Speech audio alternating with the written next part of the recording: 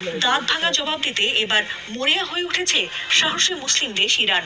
এমন পরিস্থিতিতে ট্রাম্প যখন কঠোর হুঁশিয়ারি দিচ্ছেন, ফ্রান্সের প্রেসিডেন্ট ম্যাক্রো যখন পারমাণবিক অস্ত্র বাড়ানোর ঘোষণা দিচ্ছেন, ঠিক তখনই কোনো রকম ভয়ডরহীনভাবে ইসরায়েলে মুহুর্মুহু মিসাইল হামলা করে নেতানিয়াহুকে কড়া জবাব দিচ্ছে ইরান।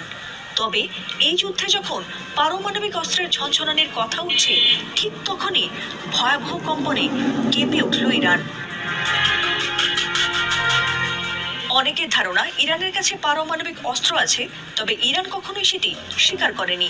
কিন্তু যে দেশের কাছে পারমাণবিক অস্ত্র নেই, সেই দেশ কিভাবে পারমাণবিক অস্ত্রধারী দেশের সাথে চোখে চোখ রেখে কথা বলছে? ইরান যখন যুদ্ধবিরতির কথা নাকচ করে দিয়েছে, ঠিক সেই সময়ে পারমাণবিক শক্তিধর দেশগুলো আলোচনায় বসেছে। আর এই আলোচনার মধ্যেই কেঁপে উঠেছে ইরান, যেটিকে বলা হচ্ছে ভূমিকম্প। আসলে কি ইরানে ভূমিকম্প হয়েছে, নাকি অন্য কোনো ঘটনা ঘটতে